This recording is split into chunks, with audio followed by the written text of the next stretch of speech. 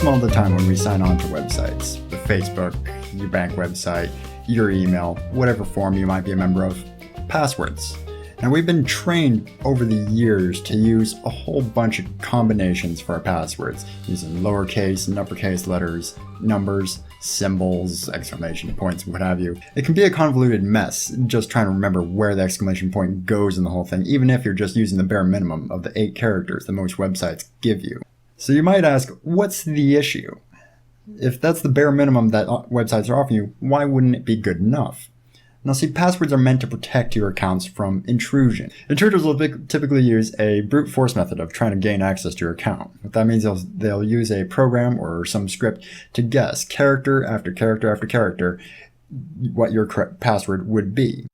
The issue is shorter passwords are easier to crack than longer passwords would be.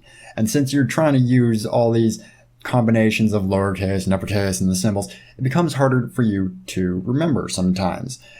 So what the end is, you get these short passwords, which are easier for a computer to crack, but are harder for you to remember, when really it should be the other way around, harder for the computer to crack and easier for you to remember. The trick is to use a string of unrelated words, not a phrase, but a string of unrelated words, like horse, battery, staple. The trick is to maximize the amount of characters you have in that password. Let's assume you're drawing from a pool of 90 characters. That's all lowercase letters, that's all uppercase letters, all numbers, and any special character that you might think of.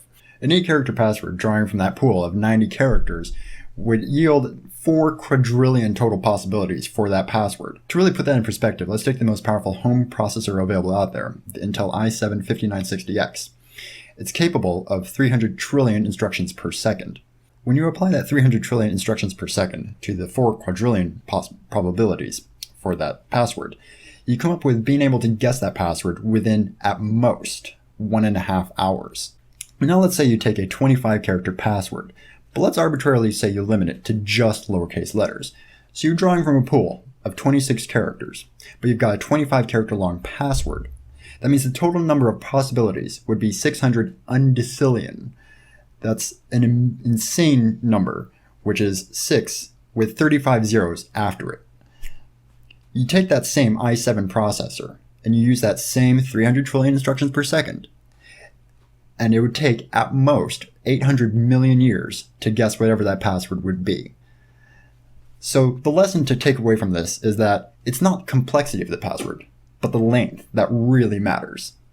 And that's why it angers us quite a bit here when you get to websites that limit the maximum password size to like 16. I'm looking at you, Bank of America. Have a nice evening.